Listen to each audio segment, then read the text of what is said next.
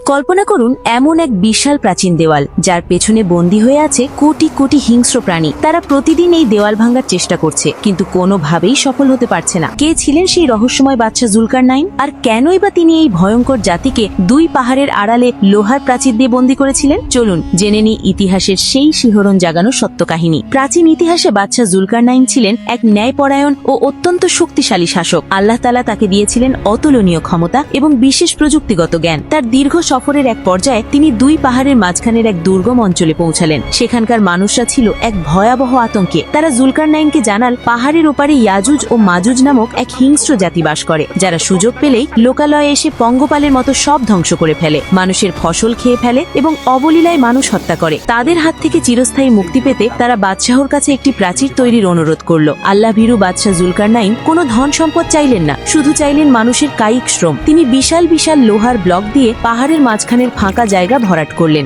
এরপর বিশাল আগুনের কুণ্ড তৈরি করে লোহাকে লাল টকটকে করলেন এবং তার উপর গলিত তামা ঢেলে দিলেন। তৈরি হলো এক মসৃণ ও অভেদ্য লোহার প্রাচীর, যা ভেদ করা বা বেয়ে ওঠা ইয়াজুজ মাজুজের জন্য অসম্ভব হয়ে পড়ল। হাজার বছর ধরে ইয়াজুজ মাজুজ আজও প্রতিদিন সেই দেওয়াল খুঁড়ছে, কিন্তু তারা ইনশাআল্লাহ বলতে ভুলে যায় বলে সারা দিন খুঁড়ার পরও রাতে দেওয়ালটি আবার আগের মতো মজবুত হয়ে যায়। কিয়ামতের আগে যেদিন আল্লাহ ইচ্ছা করবেন সেদিন তারা ইনশাআল্লাহ বলবে এবং মুহূর্তেই দেওয়ালটি ভেঙে পড়বে। তারা পঙ্গপালের মতো বেরিয়ে এসে পৃথিবীর সমস্ত পানি ও ফসল শেষ করে ফেলবে। সবশেষে কোনো শক্তিশালী অস্ত্র নয়, বরং হযরত ঈসা আলাইহিস সালামের দোয়ায় আল্লাহ নাগফ নামক এক অতি ক্ষুদ্র পোকা পাঠাবেন, আর এই ক্ষুদ্র পোকার আঘাতেই এক রাতের মধ্যে ধ্বংস হবে ইতিহাসের সবচেয়ে শক্তিশালী ও ভয়ঙ্কর এই জাতি। এটি কোনো রূপকথা নয়, বরং কিয়ামতের এক অমোঘ সত্য আলামত। আল্লাহ আমাদের ঈমানকে মজবুত করার তৌফিক দিন। আমিন।